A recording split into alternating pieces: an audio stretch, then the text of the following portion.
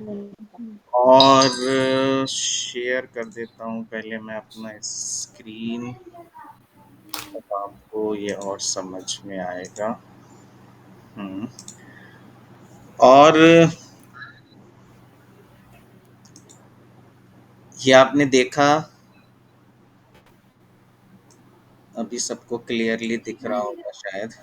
हम्म। तो first house मतलब मैं खुद, मेरी खुद की नेचर, फिजिकल, साइकोलॉजिकल मेकअप और इंटरनल एटीट्यूड, हर चीज़ जो कुछ मैं हूँ, वो जो कुछ मैं से रिलेटेड है वो फर्स्ट हाउस है। अब यहाँ पर समझने वाली बात है कि मैं का ही सेकंड हाउस मतलब मेरा फैमिली कैसा होएगा। मेरा खाना कैसा होगा, मेरा फैमिली कैसा होगा, मेरा स्पीच अगर मुझे देखनी है। अगर मान लीजिए सेकंड हाउस में बहुत सारे ऐसे लोग होते हैं जिसके सेकंड हाउस में केतु आ जाता है। हमेशा याद रखिए कि केतु जो है क्या करेगा, वो स्पीच को डिनोट करता है। और स्पीच में अगर थोड़ी बहुत भी बच्चे में दिक्कत आ रही है, अगर ऐसे पेरेंट कोई कुंडली लेके आए हुए हैं जो कह रहे हैं कि हमारा बच्चा देर से बोलता है, तुतलाता है, ये करता है, वो करता है, तो समझ लीजिए कि मरकरी कहीं ना कहीं या तो केतु के संग जुड़ गया है, या सेकंड हाउस में केतु आ गया है। तो कहीं ना कहीं या कोई प्रॉब्लम जो है वो सेकंड हाउस से रिलेटेड है। तो स्पीच कौन डिनोट करता है? सेकंड हाउस यानी कि हमारी जबान। और उसके अंदर प्लैनेट जैसे कि आपने यहाँ देखा था, मार्स, मून, वीनस, तो इसके अपने अपने अलग अलग सिग्निफिकेंस हैं जो आप समझ पाए थे पिछली क्लास में। और ये डिनोट करता है आपकी ज़िंदगी की खुशी को भी डिनोट करता है कि ये बंदा खुश रहेगा कि लाइफ में जो है दुखी रहेगा। ठीक है। इसके पास जो है वो लिक्विडिटी कितनी रहेगी। बहुत सारे लोग पूछते हैं सर हमारे पास पैसा नहीं रहता है, कहाँ से पता चलेगा? सेकंड हाउस से पता चलेगा कि इसके पास पैसा रहेगा कि नहीं रहेगा। रहेगा तो लिक्विड फॉर्म में रहेगा कि एसेट के। Second house also denotes the professions like banking. ये चीज़ याद रखिएगा क्योंकि ये पैसे से रिलेटेड घर है। तो आप देखेंगे आगे जाके समझ पाएंगे कि सेकंड हाउस से हमको पता चलता है कि ये बंदा बैंकिंग में ही काम करता होगा। इंश्योरेंस अलग है, बैंकिंग अलग है, कंफ्यूज मत होइए, यहाँ सिर्फ बैंकिंग की बात हो रही है। एक्यूमुलेशन ऑफ वेल्थ, जो मैंने खुद कमा करके इकट्ठा किया हुआ है वो सब सेकंड हाउस से देखा जाएगा। क्लियर है ये बात? ठीक है। मूवेबल प्रॉपर्टी, मूवेबल प्रॉपर्टी मतलब मकान दुकान नहीं है। मकान दुकान मूव नहीं कर सकते। जो आपका लिक्विड कैश है जो एक जगह से दूसरे जगह ट्रांसफर होता है, वो सब कुछ जो है वो आपका मूवेबल प्रॉपर्टी में आता है। ऑर्नामेंट्स, गहने, ये सारी चीज़ें आपकी सेकंड हाउस से देखी जाएंगी। आदमी किस तरह से बोलेगा। आप अक्सर सवाल पूछते हैं कि मेरा पति या मेरी पत्नी जो है वो बोलचाल में कैसी रहेगी। तुरंत पता चल जाएगा कि अगर आप जैसे ही उसका सेकंड हाउस पे नज़र मारेंगे आपको तुरंत समझ में आ जाएगा ये बोलचाल में कैसा है। फर्स्ट हाउस में नज़र मारेंगे तो उसका फिजिकल और इंटरनल कैरेक्टर समझ में आ जाएगा, पूरी नेचर समझ में आ जाएगी। और सेकंड हाउस में आते ही उसकी बोलचाल समझ में आ जाएगी, खान पान समझ में आ जाएगा, पैसा समझ में आ जाएगा, सब कुछ आ जाएगा। अब हम चलते हैं सबसे इम्पॉर्टेंट हाउस, और एक तीसरा जो है वो थर्ड हाउस। ये बहुत ही जबरदस्त हाउस है क्योंकि ये सबसे ज़्यादा इम्पोर्टेंस रखता है एफर्ट के चक्कर में। एफर्ट बहुत लगवाता है, याद रखिए। Third house is the house of efforts. Third house is the house of courage. इंसान हिम्मती है या नहीं है। अच्छा, आपको मैं पहले ही बता रहा हूँ, हर हाउस के लिए एक एक पेज अलग रखिएगा क्योंकि मुझे बीच बीच में चीज़ें याद आती रहेंगी। क्यों? क्योंकि मैं आपको प्रैक्टिकल एग्जांपल देता चलूंगा। याद रखिए कि सेकंड हाउस जिस आदमी का बहुत ज़्यादा कुंडली में चलता है, वो कैसे चलता है वो जब हम केपी पढ़ाएंगे तब आपको बताएंगे कि अगर ये बहुत ज़्यादा सिग्निफाई होने लगे सेकंड हाउस, तो इसके दो तीन मतलब होते हैं। पहला तो ये हो गया कि वो फैमिली ओरिएंटेड है। दूसरा ये हो गया कि वो पैसे के पीछे उसका लाइफ रहता है, थोड़ा वो पैसे को तवज्जो देता है, थोड़ा सेविंग्स करना चाहता है, ये चीज़ें हो गई। Second house also denotes insecurity, क्योंकि पैसा है ना, जो आदमी के पास पैसा होगा वही इनसिक्योर होगा लाइफ में। कंगाल आदमी इनसिक्योर नहीं हो सकता है। तो याद रखिए कि जिस आदमी का सेकंड हाउस ज्यादा चलेगा, जैसे कि ये कुंडली अपने यहाँ किनकी है, अपने यहाँ प्रिया। प्रिया जी प्रिया की। की। हाँ प्रिया, प्रिया तो आपको जो है थोड़ी सी जो है याद रखिए इनसिक्योरिटी होती होगी, ठीक है, क्योंकि सेकंड हाउस में आपके वीनस बैठा है। तो आपको थोड़ी बहुत पैसे को लेकर के कि हाय जो मेरे पास है ये कहीं ना चला जाए या मुझे और मिल जाए, मतलब कुछ ना कुछ अर्थव्यवस्था से रिलेटेड इनसिक्योरिटी आपके मन में जरूर आएगी सेकंड हाउस। और वो कब आएगी, जब दशा में अंतरदशा में ये प्लैनेट्स चलेंगे, तब आपको वो समझ में आएगा, ठीक है। जी। लेकिन थर्ड हाउस कैसा हाउस है, थर्ड हाउस हाउस है एफर्ट्स का। आदमी कामचोर है कि वो हिम्मत करके जो है वो बाउंस बैक कर सकता है अपनी लाइफ में, ये कैसे पता चलेगा, उसके थर्ड हाउस से पता चलेगा। जैसे कि आप यहाँ पर देख रहे हैं कि थर्ड हाउस में नंबर 8 लिखा हुआ है, और 8 किसका, कौन सी राशि कुम्भार। है, स्कॉर्पियो है। और यहाँ पर जो है वो प्लैनेट कौन है, इसका इसका मालिक कौन है, इसका मार्स। मालिक, इसका मालिक है मार्स, ठीक है ना। तो सोचिए जिस आदमी के मार्शियन कैरेक्टर्स थर्ड हाउस में होंगे वो डरपोक होगा कि करेजियस होगा, करेजियस होगा। प्रिया जी को देख, प्रिया जी को देख के लगता नहीं है ये डरपोक। देख के, देख के, हाँ प्रिया को देख, क्यों प्रिया आप बताइए अपने बारे में, आप करेजियस हैं, आप बाउंस बैक कर लेती हैं। हाँ।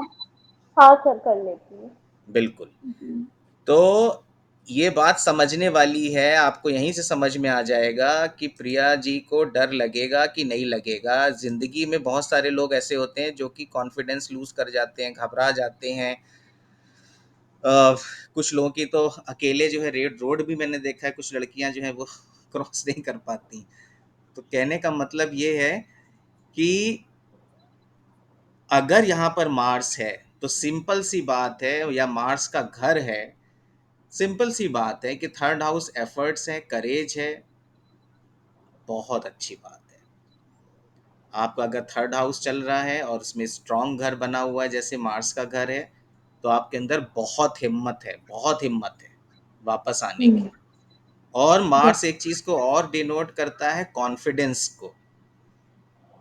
तो आदमी कॉन्फिडेंटली जो है वो अपने लाइफ में बाउंस बैक करेगा।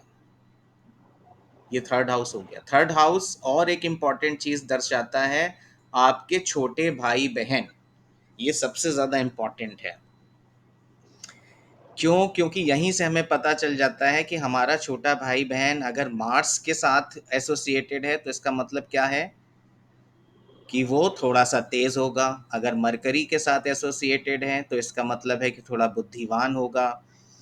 अगर वीनस के संग एसोसिएटेड हो गया, या वीनस के घर में घर होता ये वाला, या वीनस यहाँ बैठा होता, तो आपका छोटा भाई बहन जो हैं वो थोड़े से लग्जूरियस होते, थोड़े से पैसे खर्च करने वाले, थोड़े खर्चीले किस्म के, थोड़े से शौकीन मिजाज। कहने का मतलब है कि वो थोड़ा टिप टॉप दिखने वाले। तो इस तरह के कैरेक्टरिस्टिक्स उनके अंदर आ जाते हैं। जिस तरह का प्लेनेट या घर होता उस तरह के कैरेक्टरिस्टिक्स आपके छोटे भाई बहन में आ जाते, ठीक है। थर्ड हाउस और ज्यादा इंपॉर्टेंट किस किन कामों के लिए, छोटे भाई बहन याद रखिएगा बहुत इंपॉर्टेंट है, कई क्वेश्चंस आते हैं। और ज्यादा इंपॉर्टेंट है आपकी हॉबीज को लेकर के, समझ रहे हैं, जी। हॉबीज को लेकर के। और अपने पड़ोसी आपके कैसे होंगे, पड़ोसियों को नेबर। लेकर के भी बहुत इंपॉर्टेंट है, आपके नेबर्स कैसे होंगे। जिस आदमी के 8वां जिसके लिखा हुआ है उसका पड़ोसी कैसा होगा, कूल होगा, काम होगा, या थोड़े से तेज वाले पड़ोसी मिलेंगे। तेज। यस, महातेज। प्रिया जी बताइए। हाँ सर, मैं बोल रही हूँ महातेज। महातेज। आपको मैं सच बता रहा हूं, क्योंकि ये सेम जो है कन्या लगन का कुंडली मेरा भी है। मैं जिंदगी में ने बहुत घर बदले हैं अपनी लाइफ में, मतलब सिर्फ बदले ही बदले हैं और कुछ नहीं करा है। तो मैं इतना बता सकता हूँ कि मैं जहाँ कहीं पे गया हूँ मेरे पड़ोसी जो हैं वो एक से एक बढ़कर मिले हैं मुझे, जबरदस्त जो है वो उनका एनर्जी लेवल मुझे मिला है। तो पड़ोसी हमारे कैसे होंगे ये भी हमें पता चल जाएगा, हमारे छोटे भाई बहन कैसे होंगे ये हमें पता चल जाएगा, हम एफर्ट कितना लगाएंगे, हमारी करेज कैसी होगी, ये सब हमें पता चल पाएगा थर्ड हाउस से। थर्ड हाउस जो है, एक चीज और याद रखिए, हमारे स्टेमिना का भी है, निरंतर काम करने की क्षमता का, बहुत ज्यादा हिम्मत का।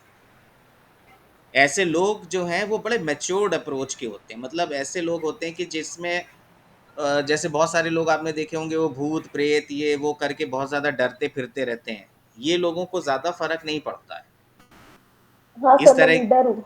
हाँ, निडर, एकदम निडर। कहीं भूत होगा भी तो ये कहेंगे चल मेरे संग चल, मैं देखूं कहाँ पर है भूत। हाँ सर, मेरे को डर नहीं लगता। हाँ, आपको डर लग ही नहीं सकता है। क्यों? क्योंकि ये जो हाउस है ये मार्स द्वारा ओन्ड हाउस है, और ये खतरनाक प्लेसमेंट है। खतरनाक प्लेसमेंट बोले तो बहुत ही अच्छी प्लेसमेंट है। इससे आपका स्टैमिना, जिंदगी से लड़, देखो जिंदगी क्या है, जिंदगी एक लड़ाई है, और जिंदगी में लड़ने के लिए आपको हौसला चाहिए ही चाहिए। चाहे वो अंबानी हो, अदानी हो, मैं हूँ, आप हो, मेरे बच्चे हो, मेरे भाई बहन हो, आपके भाई बहन हो, आपके माँ बाप हो, कोई भी। हर इंसान को वाइटलिटी चाहिए, हर इंसान को एक ऊर्जा चाहिए, और ये ऊर्जा जो है वो थर्ड हाउस है। थर्ड हाउस का ऊर्जावान होना बहुत अनिवार्य है, तभी वो दुनिया से लड़ पाएगा। ठीक है। और इम्पोर्टेंट चीज क्या है यहाँ के लिए, कि बहुत सारी चीजें हैं बताने के लिए तो, लेकिन हाँ, इसके अंदर एक चीज और इम्पोर्टेंट है कि आपके मकान आपसे हट जाना, आपका मकान आपसे हट जाना भी जो है, या अगर आपको मकान सेल करना है या सेल करना है, तो मकान कब सेल होगा ये भी आपको थर्ड हाउस से ही पता चलेगा। ठीक है, ये प्रॉपर्टी से, क्योंकि बहुत क्वेश्चंस आते हैं इस तरह के, मैं बहुत प्रैक्टिकल क्वेश्चंस ले रहा हूँ, और इसीलिए आप ये मान के चलिए कि ये जो मकान है आपका, ये कब सेल हो जाएगा, कोई आपसे पूछता है तो आपको हमेशा थर्ड हाउस ले करके चलना है, क्योंकि फोर्थ हाउस मकान है और थर्ड हाउस उसको निगेट करता है। अभी हम आगे आपको आज नियम भी पढ़ाएंगे थोड़े से केपी के, तो आपको थोड़ा मिक्स करके पढ़ाते चलेंगे, जिससे कुछ चीज़ें आपको क्लियर होती चलें। सिर्फ एक ही चीज़ पढ़ाते रहेंगे तो मोनोटनी हो जाएगी। तो पहला हाउस आपको समझ आ गया, दूसरा आपको आपकी फैमिली समझ में आ गया, तीसरा, अब हमेशा याद रखिए कि ये जो तीसरा है ना, ये विद रिस्पेक्ट टू व्हाट है, ये विद रिस्पेक्ट टू फर्स्ट है। क्लियर हो गई बात? याद रखिए कि पहला घर कौन है, पहला घर कौन है, मैं हूं। दूसरा कौन है, मेरी फैमिली है। तीसरा कौन है, मेरे भाई बहन है। मतलब विद रिस्पेक्ट टू वन चल रहे हैं हम। ये बात आपको जल्दी कोई नहीं क्लियर करता है, क्योंकि लोग बहुत कंफ्यूज करके एस्ट्रोलॉजी पढ़ाते हैं। अब मान लीजिए आपका यहाँ पे छोटा भाई बहन, और इसका करेज आपको देखना है कि ये करेजियस होगा कि नहीं होगा, तो इसके थर्ड हाउस को आप देखेंगे, मतलब इसको फर्स्ट मान लेंगे, इसको सेकंड मानेंगे, और यहां आ जाएंगे। आपको क्लियर हुई मेरी बात? देखिए यहां पर समझिए बात को। फर्स्ट हाउस कौन है, मैं हूं, तो मेरी दौलत कौन हुई, ये सेकंड हाउस। और मेरा एफर्ट और हिम्मत और ये सारी चीजें कौन हुई, थर्ड हाउस। लेकिन अगर थर्ड हाउस मेरे भाई बहन है, और कोई मुझसे पूछे कि ये बताओ कि आपका छोटा भाई बहन जो है, बेटा म्यूजिक बंद कर लो जो भी सुन रहा है, या आप अपने आप को म्यूट म्यूट कर लो, बच्चे हैं। हाँ बेटा। तो मान लीजिए अगर ये जो फर्स्ट हाउस, मान लीजिए ये जो थर्ड हाउस है, इसको अगर मैं फर्स्ट मान लूं, क्यों? क्योंकि ये मेरे छोटे भाई बहन का के लिए क्या हो गया, फर्स्ट हाउस हो गया। तो उसका जो सेकंड हाउस हो गया वो उसकी दौलत हो गई, और जो थर्ड हाउस हो गया वो कौन हो गया, उसकी मेहनत हो गई।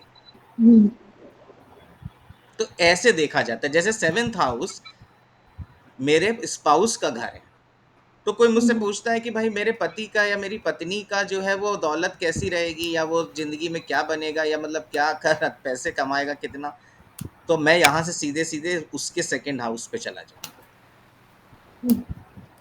ठीक है, यानी कि अगर ये मेरा सेवेंथ हाउस मेरे और किस चीज को डिनोट करता है, सेवेंथ हाउस डिनोट करता है मेरे कस्टमर्स को।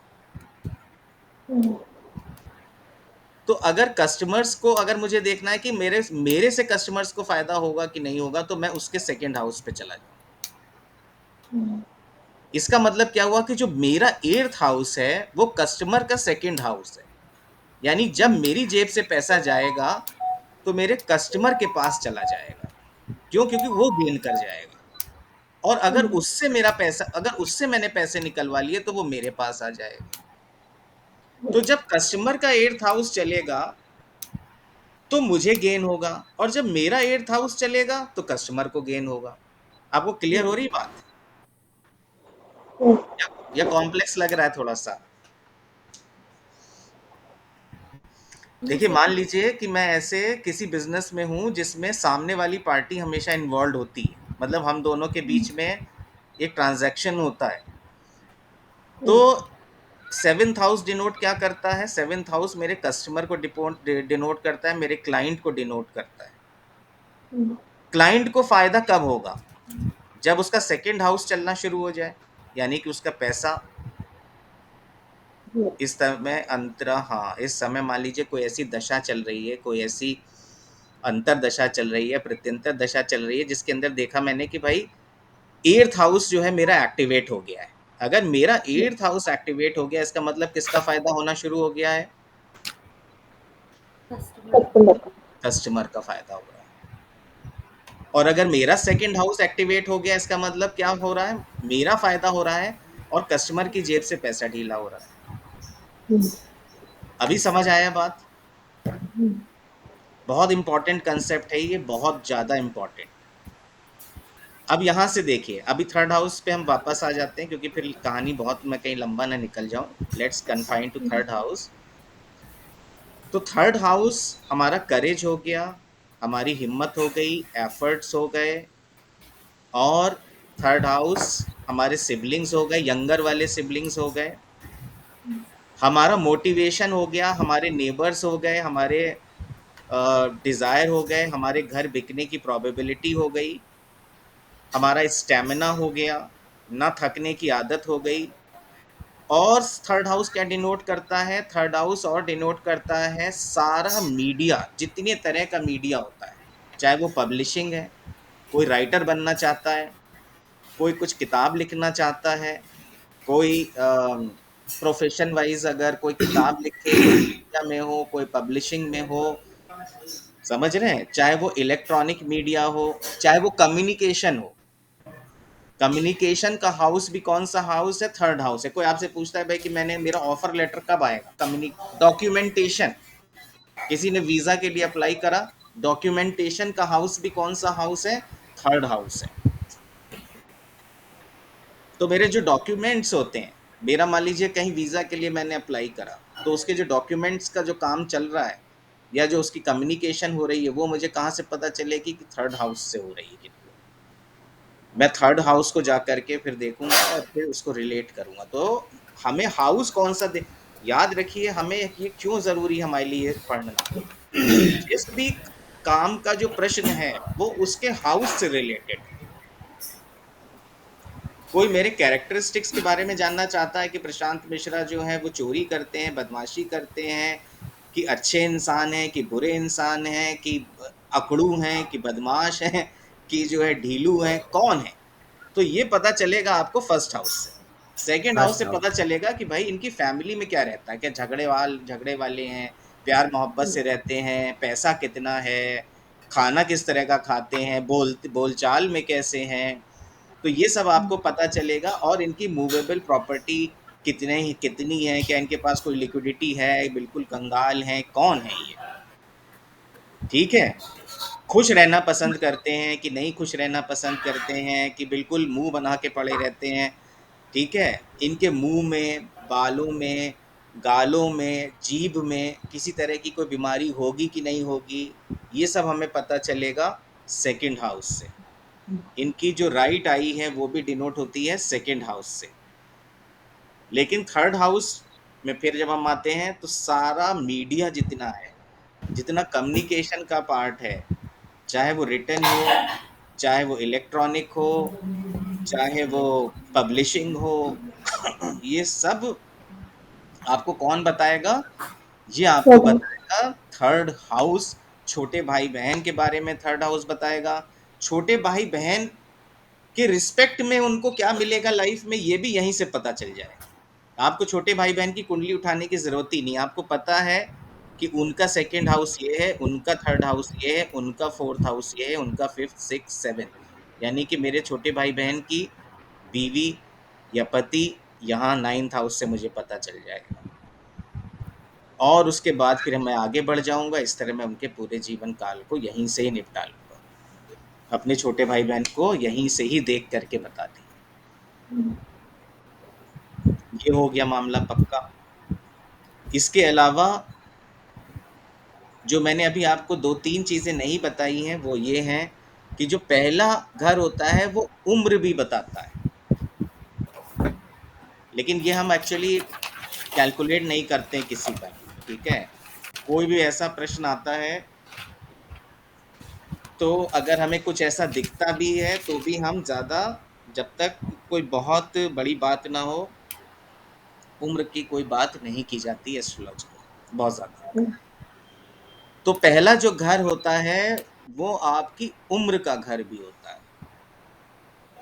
दूसरा घर जो होता है वो आपके मारक भाव को भी दर्शाता है। ठीक है, तो दो तरह के घर होते हैं, एक बाधक और एक मारक। अभी हम आगे ये सब भी पढ़ेंगे, लेकिन ये वाला जो घर है वो मारक घर है सेकंड। ठीक है, इसका मतलब ये नहीं कि ये जब चलेगा तो आप मर जाएंगे, ऐसा ऐसा नहीं है। इसका थोड़ा सा नाम कठिन है, लेकिन कुछ चीजें इससे इंटरप्रेट की जाती हैं। ठीक है, और थर्ड आपको समझ में आ ही गया कि थर्ड हाउस किस चीज का हाउस है। ये और भी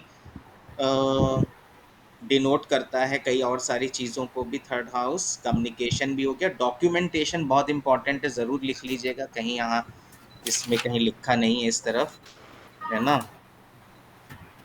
तो डॉक्यूमेंटेशन वाला पार्ट लिख लीजिएगा। टेलीफोनिक कॉन्टैक्ट्स, कोई आदमी जो है मान लीजिए उसमें काम करता है, कस्टमर केयर की जो सर्विस होती है, कस्टमर केयर, याद रखिए वो थर्ड हाउस का बंदा है जो कस्टमर केयर में काम कर रहा है। राइटर है कोई, थर्ड हाउस का बंदा है। पब्लिशर है कोई, थर्ड हाउस का बंदा है। किताबें बेचता है कोई, किताबों लिखता है कोई, कम्युनिकेशन, टीवी, मीडिया, ये सब थर्ड हाउस है। क्लियर हो गई बात? और हमारे पड़ोसी भी थर्ड हाउस हैं। बार बार मैं रिपीट करता जा रहा हूँ जिससे कभी भी कोई गलती ना हो। अगर आपने गलत हाउस पकड़ लिया तो गए काम से। पता चला किसी ने दौलत पूछी, आपने थर्ड हाउस सोच लिया कि लाओ इससे देखें, मत करिएगा, उसका कबाड़ा पिट जाएगा। तो अब हम चलते हैं फोर्थ हाउस की तरफ। फोर्थ हाउस बहुत प्यारा घर है, क्यों? क्योंकि फोर्थ हाउस जो है वो आपका अपना घर है, इमूवेबल प्रॉपर्टी को दर्शाता है। यानी कि आपका मकान, आपका घर, जहां आपको आकर के सुकून मिलता है। ये माँ का घर भी हाउस ऑफ मदर। है, house of mother. House of mother भी है। अच्छा, थर्ड हाउस में मैं ये बताना भूल गया, चलिए मैं वापस आऊंगा रिवीजन में तब करा दूंगा, अभी फोर्थ में बात कर लेते हैं।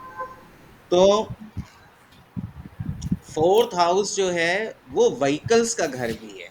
मतलब आपके पास गाड़ी घोड़ा कैसा रहेगा,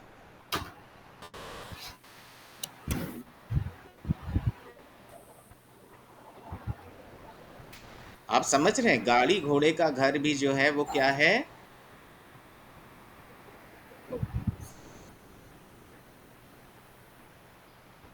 वो फोर्थ हाउस है। Okay.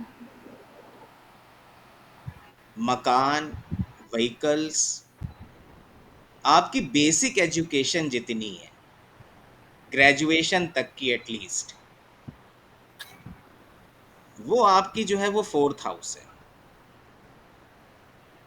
फोर्थ हाउस आपकी बेसिक पूरी, थर्ड हाउस क्या है, वो थोड़ी और छोटी एजुकेशन का घर है, लेकिन जो 10th 11th 12th ग्रेजुएशन इस तरह की जो चीज़ें हैं वो आपकी फोर्थ हाउस है बेसिकली। जब आप थोड़े से एडोलोसेंट हो गए हैं और उसके बाद आप जो है ग्रेजुएशन तक पढ़ रहे हैं, तो इसको थोड़ा अर्ली, मतलब ये पीजी नहीं है, पीजी लेवल बिल्कुल नहीं है ये, पोस्ट ग्रेजुएट और स्पेशलाइजेशन, ये सब फोर्थ हाउस बिल्कुल नहीं है। उसमें कन्फ्यूजन होने की, उसमें कंफ्यूज होने की ज़रूरत नहीं है, किसी तरह का कन्फ्यूजन पालने की ज़रूरत नहीं है। फोर्थ हाउस आपकी माँ का घर भी है, फोर्थ हाउस आपके मकान का घर भी है, प्रॉपर्टी का घर भी है। मैं कितनी प्रॉपर्टी बनाऊंगा, क्या मुझे घर बनाना चाहिए कि नहीं बनाना चाहिए, क्या मुझे लैंड लेनी चाहिए कि नहीं लेनी चाहिए, ठीक है, मेरी एजुकेशन कैसी रहेगी, मैं अच्छे से पढ़ पाऊंगा कि नहीं पढ़ पाऊंगा। ये सारी चीज़ों के सवाल के जो जवाब हैं वो आपको कहाँ से मिलेंगे, ये आपको मिलेंगे Okay. फोर्थ हाउस से ही मिलेंगे। ठीक है, Okay. Yes, sir. यहाँ तक किसी को कोई दिक्कत है? No, sir. No. अब मेडिकल एस्ट्रोलॉजी की बात भी यहीं कर लेते हैं, चारों घरों तक। तो पहला क्या था, हमारा दिमाग था, पहले हम है ना, सबसे पहला घर कौन सा है, फर्स्ट हाउस क्या है, हमारा दिमाग है, हम हैं, हमारी पर्सनैलिटी है, सोच है, विचार है, सब कुछ है। लेकिन साथ ही साथ क्या है, हेड है, ब्रेन है, और हमारा माथा है।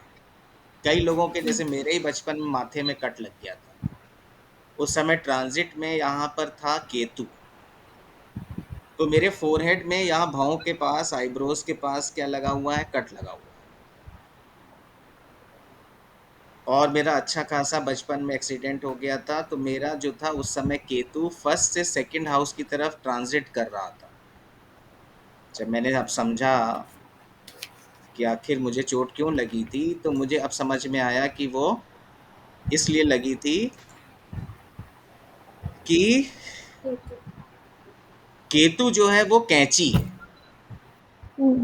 कट है। जितने लोग नाई का काम करते हैं, पार्लर, आजकल पार्लर कहते हैं, हम लोग में नाई कहते थे सिंपल लैंग्वेज में, अभी उसको बहुत तरीकों से कहा जाता है, भूरे पीले नीले बाल चल रहे हैं, ठीक है। हाँ, सही बता रहे हैं। हाँ, तो हम लोग कहते सिंपल बाल थे, और एक नाई होता था, वहां जाओ भैया कटिंग करा लो। तो जो कैंची से काट रहा है बाल, वो केतु का कारक है, मतलब बाल काटना, अपने केतु को खराब करना। अगर आपका केतु खराब स्थिति में, और अगर आप बहुत रेगुलर बाल कटवाते हैं, तो ये समझ लीजिए कि आपका करियर भी कटता चलेगा उसी तरह से। ये अभी आपको आगे मैं बताऊंगा कैसे, ठीक है। पर ये बेसिक बेसिक बात तो समझिए कि केतु जब खराब होता है, तो कई दफ़ा जितने भी तरह के कट हैं, चाहे प्रोफेशन कट है, चाहे बॉडी में कट है, चाहे ऑपरेशन है, चाहे किसी तरह की सर्जरी, क्योंकि केतु कैंची है, उसकी एक ही रेमेडी है। अगर आपको वाकई में अब किसी बच्चे को रेमेडी करानी है और केतु से बहुत ज़्यादा पीड़ित है वो, उसको रोज एक पन्ना दे दीजिए, वो कैंची से कटवाते रहिए छोटे छोटे टुकड़ों, वो चुपचाप एक कोने में बैठ जाए, और अपना उस कैंची को दे दीजिए, और कैंची से वो चुपचाप बैठ करके एक पेज को तहस नहस कर दे। ये रेमेडी बता रहा हूँ। क्यों? क्योंकि केतु तो काटेगा, इससे अच्छा ये है कुछ और काटे, वो चुपचाप एक पेज काट दे।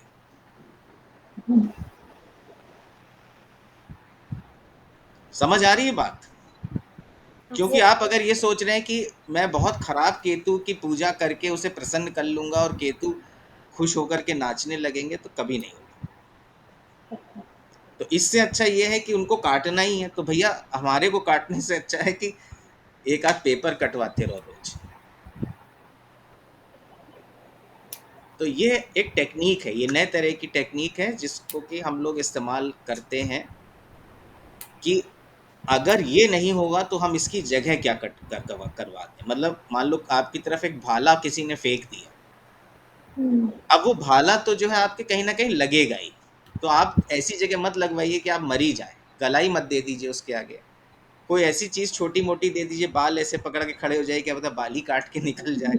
समझ रहे हैं? तो काटेगा जरूर, लेकिन आप थोड़ा सा अपना बचाव कर सकते हैं, थोड़े से ऑर्गन को मॉडिफाई कर सकते हैं, थोड़े से रिजल्ट को मॉडिफाई कर सकते हैं। लेकिन ये सोचें कि वो काटना छोड़ देगा, वो अपनी फितरत नहीं छोड़ेगा। ग्रह अपनी फितरत नहीं छोड़ता, चाहे दुनिया इधर की उधर हो जाए, वो कर्म कांड करेगा क्योंकि वो करने ही आया है। ये आपकी बुद्धि है, आपका एस्ट्रोलॉजर है, आपकी समझदारी है, आपकी पढ़ाई है कि आप उसको किस तरह मॉडिफाई कर पाते हैं। ठीक है, क्लियर हो गई बात? अब हम चलते हैं, केतु से उठे तो हम लोग थे फोर्थ हाउस में। फोर्थ हाउस मैंने आपको, हाँ मैं आपको बता रहा था कि पहला घर जो है वो हेड, ब्रेन और फोरहेड का है। दूसरा वाला आपको पता है कि राइट आई का है, और साथ ही साथ बाल और मुंह के अंदर जो कुछ भी, हमारे मुंह के अंदर जो कुछ है। आपने देखा होगा बहुत सारे लोग हैं जिनके बड़ी जल्दी दांत खराब हो जाते हैं। ठीक है, वो भी सेकंड हाउस से पीड़ित होते हैं। अब सेकंड हाउस में कौन सा ग्रह आ रहा है, मरकरी आ गया है या कौन आ गया है, ये बाद में कॉम्बिनेशन क्या बना, ये बात की बात है। लेकिन हाउस हमें कौन सा पकड़ना है? अगर दांतों की दिक्कत है, दांतों में दर्द है, ठीक है, दांत बड़े पीले रहते हैं, टूट जाते हैं, तो दांतों की समस्या, जीभ की समस्या, गाल के अंदर की बक्कल कैविटी पूरी, मुंह का कैंसर, ये सारी चीजें जो हैं वो हमें सेकंड हाउस बताएगा। और हमारे बालों की हालत, कई लोग कहते हैं भैया हमारे देखिए बाल झड़ने शुरू हो गए, तो लोग क्या करते हैं कि सीधे सीधे, क्योंकि उन्हें बस एक ही चीज बता दी जाती है एस्ट्रोलॉजी में कि 6 8 12 खराब होते हैं घर, तो सीधे सीधे वो 8 में घुस जाते हैं कि यही पीड़ा दे रहा है। भाई पीड़ा वहां से नहीं आ रही है, पीड़ा आ रही है सेकंड हाउस से। क्यों? क्योंकि सेकंड हाउस बालों को डिनोट करता है, और अगर वहां केतु महाराज बैठ जाए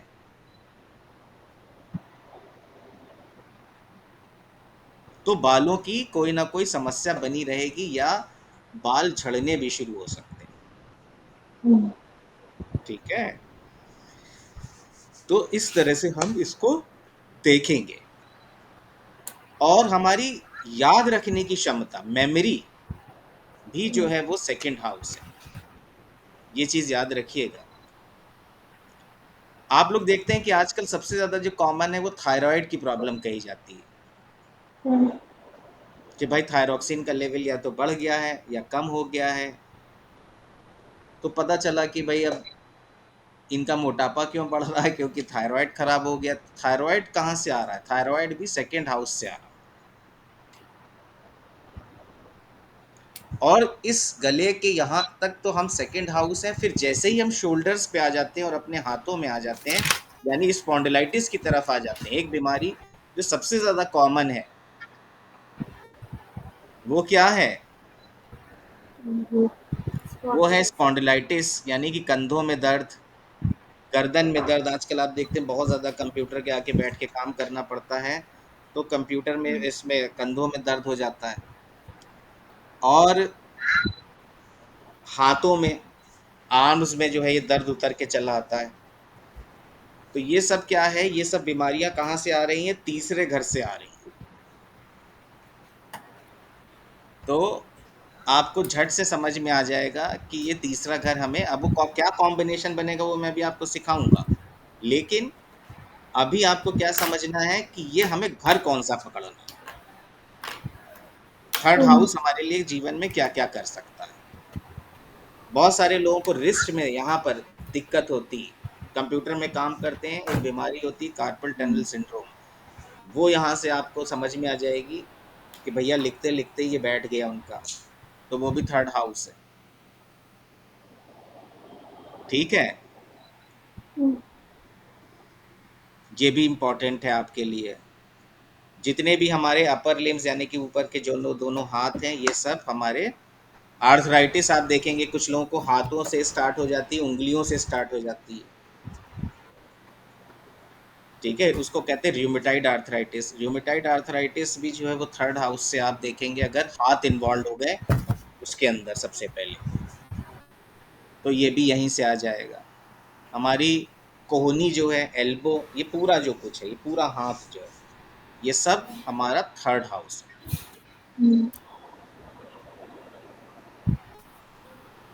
ठीक है, फोर्थ हाउस क्या चीज होगी फिर?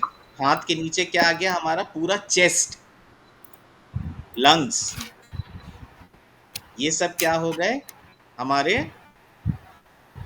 फोर्थ हाउस हो गए। हम उसी क्रम में चल रहे हैं।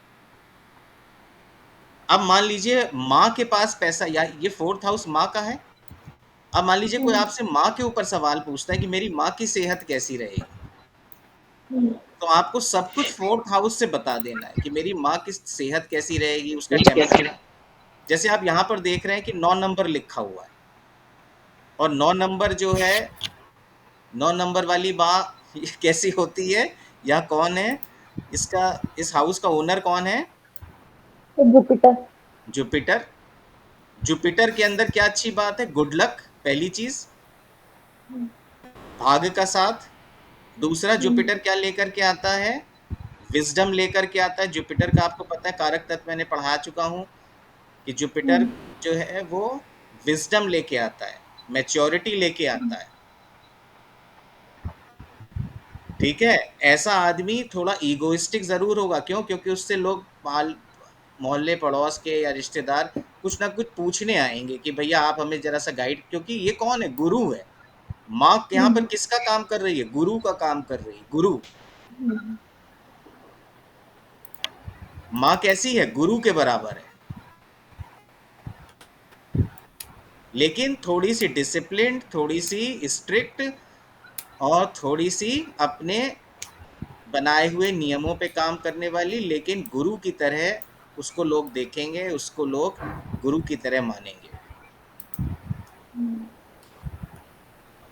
प्रिया जी, हाँ जी, एकदम सर सही। मुझे लगा आप चली गई हैं। नहीं नहीं सर, कहाँ चली जाएगी। नहीं नहीं, मैं सोच रहा था। तो देखिए, माता जी का सारा कैरेक्टर आ गया। अब माता जी के पास पैसा होगा या नहीं होगा, या माता जी जो है वो पैसा रखेंगी कि नहीं रखेंगी, या माता के आने से घर में पैसा आएगा कि नहीं आएगा, या उनसे भाग का वृद्धि होगी कि नहीं होगी, या धन धान इनके पिता का बढ़ेगा कि नहीं बढ़ेगा, वो कैसे पता चलेगा? जब हम फर्स्ट से सेकंड हाउस माँ का देखेंगे। ये माँ के पैसे का स्थान है, ये माँ का पैसा है। तो माँ ने पैसा कहीं तो जोड़ के रखा है भैया, देखो। क्यों? क्योंकि यहाँ पे जुपिटर है, लेकिन दिक्कत क्या है? सैटर्न भी है, तो बड़ी मुश्किलों से। सैटर्न क्या लेके आता है? संघर्ष। जिंदगी में सैटर्न हमेशा संघर्ष लेके आता है। याद रखिएगा, जिसकी भी कुंडली में सैटर्न यहाँ हो, नंबर 1 में, नंबर 4 में, नंबर 7 में, नंबर 10 में, वो इंसान भैया बचपन से ही जिम्मेदार बन जाता है।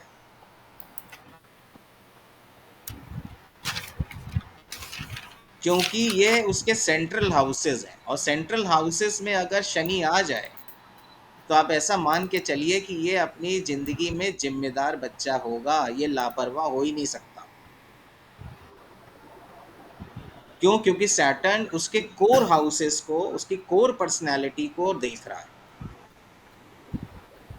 और कोर पर्सनैलिटी क्या बता रही है? कोर पर्सनैलिटी ये बता रही है कि ये बहुत ज़्यादा इसको डिसिप्लिन में रखेगा, इसको बहुत ज़्यादा दोस्त नहीं बनाने देगा, बहुत ज़्यादा इसकी जो है फ्रेंड सर्किल बहुत बड़ा नहीं कराएगा, 2-4 बनेंगे लेकिन अच्छे बनेंगे, समझदारी से ये काम करेगा,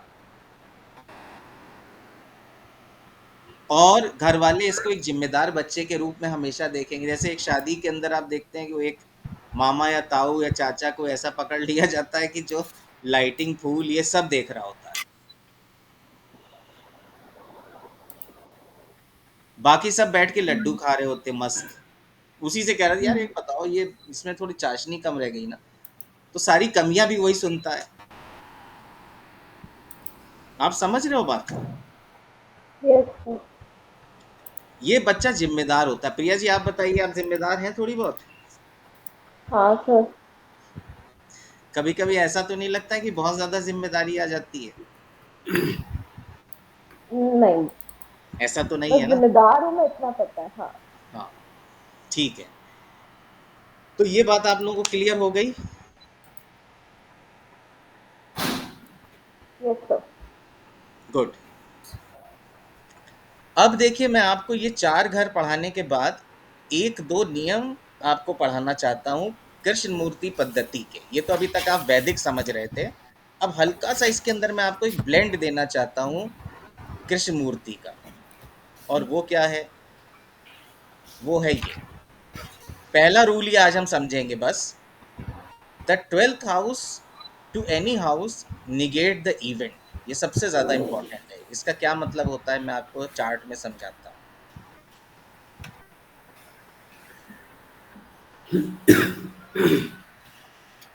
इसका मतलब ये होता है दोस्तों कि मान लीजिए ये घर है पहला, तो इसका 12वां घर कौन होगा? ये होगा।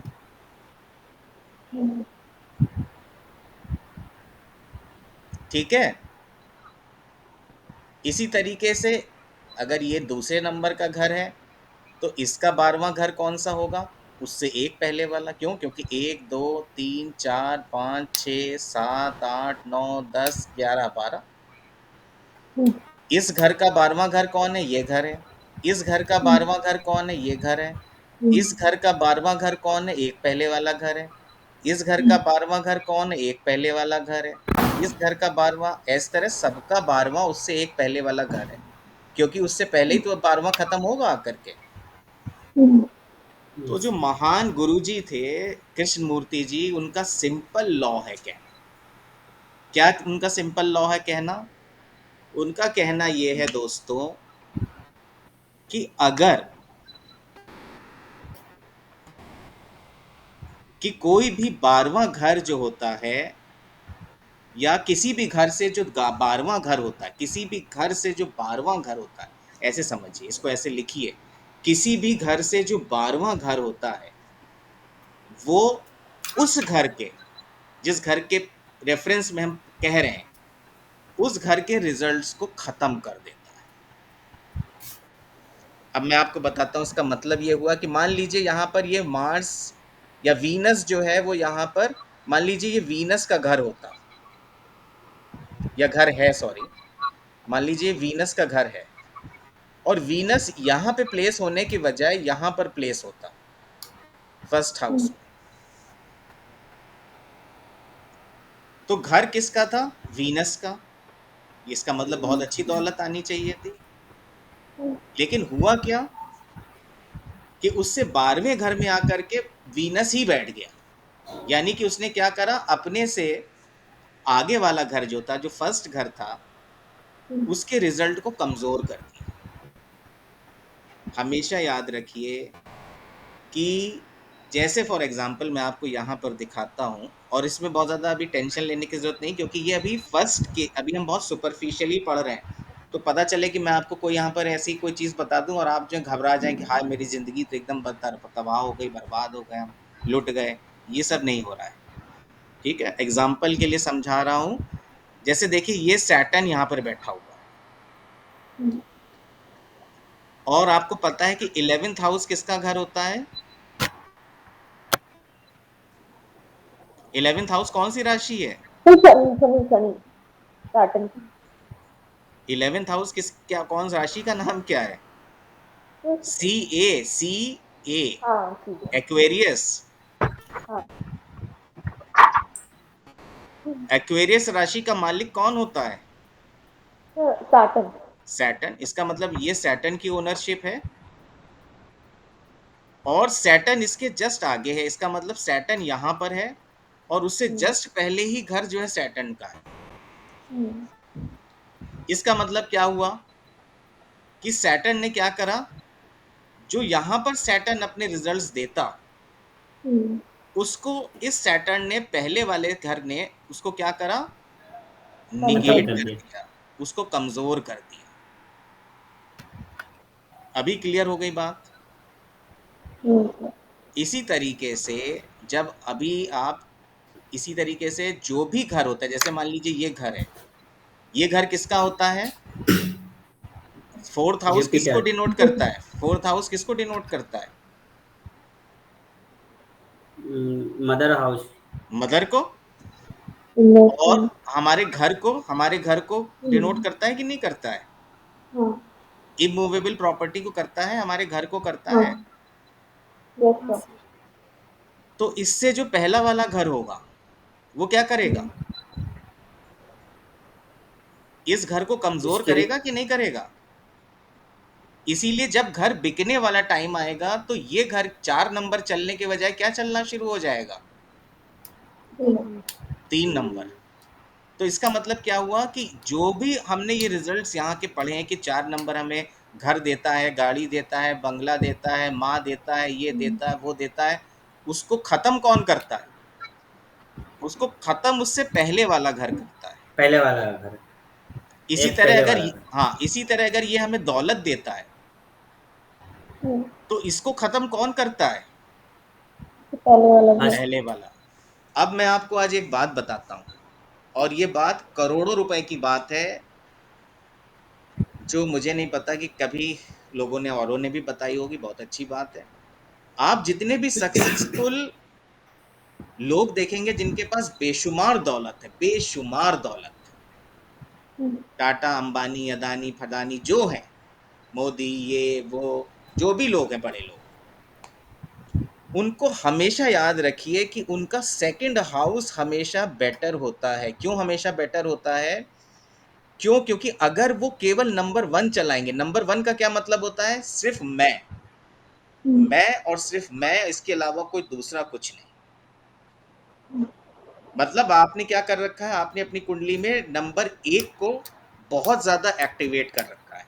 आप बहुत ज्यादा ईगोइस्टिक हैं, आप बहुत ज्यादा ये सोचते हैं कि मेरे बराबर कोई नहीं है, आप जो है लोगों से नेटवर्किंग नहीं करना चाहते, आप लोगों से मिलना नहीं चाहते, आप लोगों के आगे झुकना नहीं चाहते, आप लोगों के संग कॉपरेशन नहीं चाहते, आप सिर्फ खुदा बने बैठे। तो ये किसको निगेट कर रहा है फिर? नंबर 1, अगर आपका ये एटीट्यूड है लाइफ के प्रति, अगर आपका ये एटीट्यूड है लाइफ के प्रति, इसका मतलब आपका फर्स्ट घर बहुत ज्यादा चल रहा है, आप फर्स्ट घर को बहुत ज्यादा चल यूज में ला रहे हैं। और अगर आप फर्स्ट घर को बहुत ज्यादा यूज में ला रहे हैं तो ये किसको नलीफाई कर रहा है? किसके रिजल्ट्स को? Second second house. हाउस को। Second house. इसलिए मेरे तो दोस्तों सर जितने, हाँ हाँ पूछिए। सर ये नॉर्मली होगा या तभी होगा जब दोनों का वो सेम होगा देखिए प्लैनेट। ये मैं आपको, ये तो प्लैनेट के ऊपर डिपेंड करेगा कि वो प्लैनेट, मान लीजिए इस समय किसी की राहु की दशा चल रही है, अब राहु आपकी कुंडली में केवल नंबर 1 ही 1 दिखाया जा रहा है। इसका मतलब यह है कि आप इस समय केवल खुदा बने बैठे हैं कि मैं और मेरी तन्हाई, अक्सर ये बातें करते हैं। तो आप जो है केवल 1 को ही चला रहे हैं और आपने ये सोचा कि यार, और प्लैनेट ने आपको ऐसा बना रखा है कि आपका 1 ही चले जा रहा है। जब आपका 1 चला जा रहा है तो वो किसको निगेट किए जा रहा है? वो तो 2 को निगेट किए जा दो। रहा है, वो 2 नंबर को निगेट किया जा रहा है। इसलिए क्या हो रहा है, आपकी वेल्थ एक्यूमुलेट होने का नाम ही नहीं ले रही है, आपके पास लिक्विडिटी है ही नहीं। तो जब हम चार्ट रीडिंग करेंगे ना तो हमें ये बात पता चल जाएगी कि किस दशा में इस आदमी के पास पैसा आएगा। मतलब जो दशाएं हमें 2 नंबर देंगी, तो जो दशाएं हमें 2 नंबर देंगी वो दशाएं कैसी होंगी? हमारे लिए अच्छी होंगी बैंक पैसे वाइज, या खराब होंगी? अच्छी हो गई। अच्छी होगी। ठीक है, समझ में आ गई। और अगर 2 नंबर ज्यादा चल रहा है आदमी का तो वो किसको निगेट करता जा रहा है? वो 3 नंबर को 3 निगेट नंबर। करता जा रहा है। क्यों? क्योंकि ये आदमी कैसा होता है 3 नंबर वाला, बिंदास। ठीक है, समझ में आ रही बात? लेकिन 2 नंबर वाला कैसा होता जा रहा है, जितना ज्यादा पैसा होता जाएगा उतना ही वो कैसा होता जाएगा, इनसिक्योर होता जाएगा, डरता चला जाएगा। क्यों? एक धनवान आदमी हमेशा इनसिक्योर होता है, क्योंकि उसके पास खोने के लिए बहुत कुछ होता है, क्योंकि उसका सेकंड हाउस बहुत ज्यादा चल रहा होता है। जब उसका सेकंड हाउस ज्यादा चल रहा है, इसका मतलब है उसका थर्ड हाउस कमजोर हो गया है।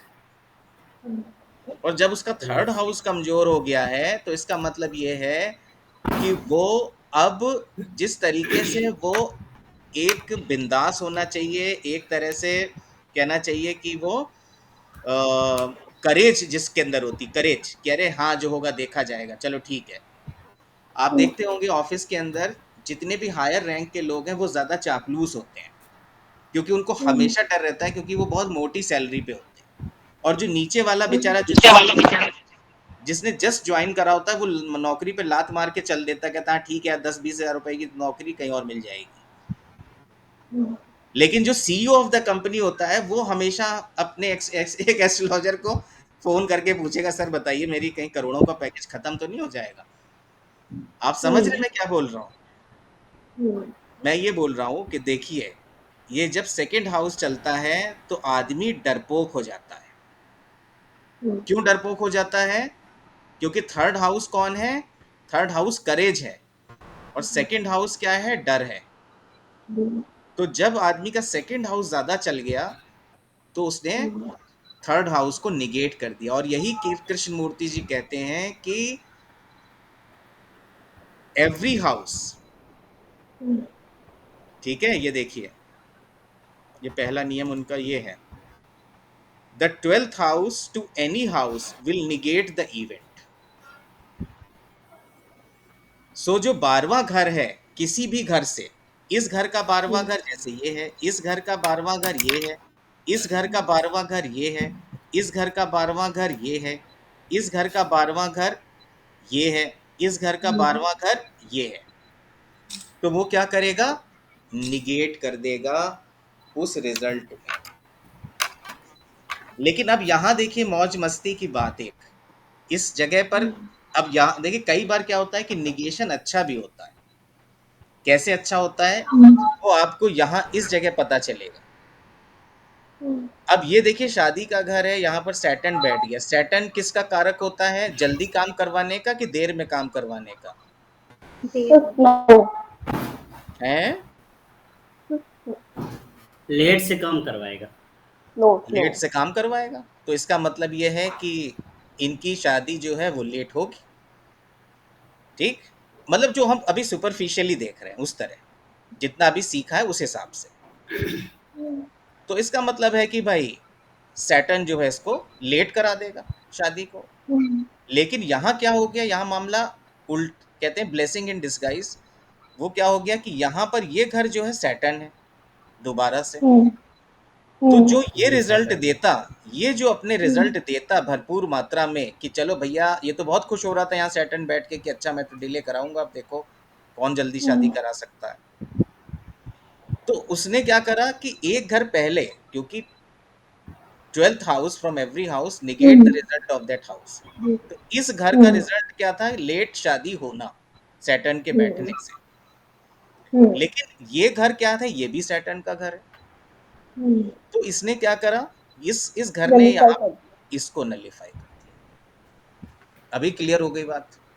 तो ऐसे बंदे की शादी थोड़ी सी तो लेट होगी, क्योंकि सैटर्न पूरी तरह तो नहीं काटेगा, लेकिन हाँ फिर भी शादी अच्छी हो जाएगी, और समय से टाइम प्लस से हो माइनस जाएगी। 1-2 साल में हो जाएगी।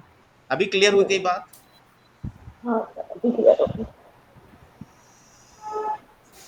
हाँ, तो ये नियम आपको लोगों को समझ आया? कोई ऐसा है सीमा जी, आप लोग किसी में से कोई, आप में से कोई ऐसा है जो अभी तक हमने पढ़ाया, जो उसमें कोई भी चीज, बाकियों के ऊपर मत जाइए कि वो क्या सोचेगा, ये क्या सोचेगा, इन लोगों को सोचने दीजिए ये जो सोच रहे हैं। नहीं सर, समझ आया सब कुछ।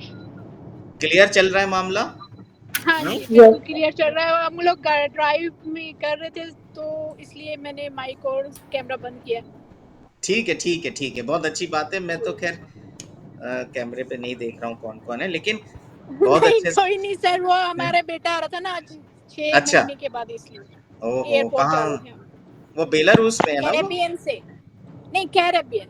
अच्छा, कैरेबियन में, ओके ओके ओके। हाँ जी, चलिए, अच्छी बात है। वो मेडिसिन पढ़ बेटी रहा है ना है शायद? बुल्गारिया। हाँ जी, मेडिसिन पढ़ते हैं। बेटी है जो बुल्गारिया में। हाँ, बेटी बुल्गारिया में, राइट राइट राइट। हाँ जी। चलिए ठीक है, आप ड्राइव आज तो सेफली मेरे करिए। हस्बैंड हाँ हाँ, बोलिए बोलिए। हस्बैंड भी क्लास ले रहे हैं आज, साइड में बैठ के। अरे बहुत अच्छी बात है, बहुत अच्छी बात है। आपको बहुत बहुत नमस्कार, बहुत बहुत नमस्कार। नमस्कार। जी जी जी। तो ये समझ में आया आपको कि कितनी ब्यूटीफुली जो है हमारी लाइफ इस तरह से प्लेस्ड है और इस तरह से हमारी जिंदगी यहाँ चलती है। हाँ जी। ठीक है। और अभी जब हम आगे पढ़ेंगे, कल और पढ़ेंगे, तो आपको और ज्यादा चीजें मैं कल 5th house, 6th house, 7th और 8th, क्योंकि देखिए जो एस्ट्रोलॉजर या जो हमारे जो मित्रगण हैं वो सबसे ज्यादा डराते हैं आपको दो चार नामों से। काल सर्प योग की पूजा कराओ, गुरु चांडाल योग है तुम्हारे में, और फलाना है, ढिमाका है, पता नहीं क्या क्या खतरनाक से नाम है। मंगल दोष। ठीक है। तो ये बहुत तरह के दोष हैं। एक कृत्या दोष भी होता है जिसमें कि कहा जाता है कि इस आदमी के ऊपर भूत प्रेत आ जाता है। तो तो ये खैर, सच्ची में होता है? नहीं देखो, कुछ लोगों को भूत दिखते हैं, ठीक है, और वो एक स्पेसिफिक कंडीशन होती है। वो मैं आपको लेकर के जब आपको कभी एडवांस पढ़ाऊंगा तब आपको वो बताऊंगा कि किस कंडीशन में ऐसे लोग होते हैं जिनको भूत दिखाई देते हैं। ओके। ठीक है। और भूत होते भी हैं, खैर that's a different story, that there are ghost, there are souls, but पर हमें डरना चाहिए कि नहीं डरना चाहिए, और हमें क्यों हमें परेशान करेंगे कि नहीं करेंगे, दैट्स अ डिफरेंट स्टोरी। और किस कंडीशन में लोगों को वो परेशान करते हैं, वो कुंडली थोड़ी अलग होती है। ठीक है, वो मैं आपको बाद में कभी पढ़ाऊंगा। तो अभी फिलहाल हमें ये जानना है कि हमें सबसे ज्यादा जो परेशान किया जाता है, वो बताया जाता है कि भाई छठा घर जो है बीमारी का है, आठवां घर जो है वो सबसे ज़्यादा दिक्कत का है लाइफ में, और 12वां घर जो है वो जेल और डिसअपॉइंटमेंट, मृत्यु। हाँ, जेल और मृत्यु और डिसअपॉइंटमेंट का है। तो ये सारी चीज़ें जो हैं हमको 6 8 12 कर करके 6 8 12 कर करके हम लोगों को बहुत सारे पैसे ऐंठने पड़ते हैं लोगों के, और लोग जो है इधर उधर एस्ट्रोलॉजरों के चक्कर काटते हैं केवल 6 8 12 के चक्कर में। वो मैं आपको समझाऊंगा कि उस चीज़ों से कैसे लोग बाहर आते हैं और किस तरीके से लोगों को समझना चाहिए। इसकी अवेयरनेस बहुत ज़रूरी है कि हम ऐसा क्या करें, क्योंकि ये जो प्रिंसिपल हमने पढ़ा है कि 12th house from every house negates the result of that house, it's a phenomenal thing, phenomenal thing. I mean, आप चाहें तो इससे आपके ऊपर, हाँ ये तो नहीं कहता मैं कि जिंदगी बदल जाएगी, बट हाँ इतना ज़रूर है कि अगर आपके ऊपर पत्थर गिर रहे होंगे तो हाँ छोटे छोटे कंकड़ गिरेंगे अगर हम इसको अप्लाई करेंगे रेमेडीज के फॉर्म में। तो वो मैं आपको धीरे धीरे वो भी सिखाऊंगा। अभी आज आपको पहला नियम, कृष्ण मूर्ति जो कि सबसे ज़्यादा एक्यूरेट साइंस है एस्ट्रोलॉजी में, वो इसलिए एक्यूरेट है क्योंकि वो इवेंट्स बताती है कि होगा कि नहीं होगा, और इवेंट कब, और यही हमें चाहिए होता है आज के ज़माने में, ये दो चीज़ें चाहिए।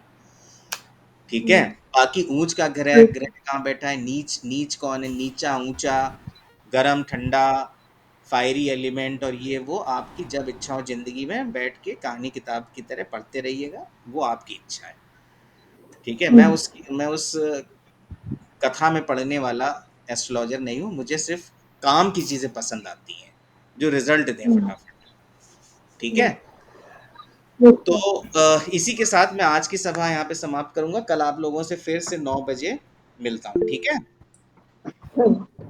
Yes sir. चलिए, thank you so much. Thank you I, everyone. Thank you yeah, sir.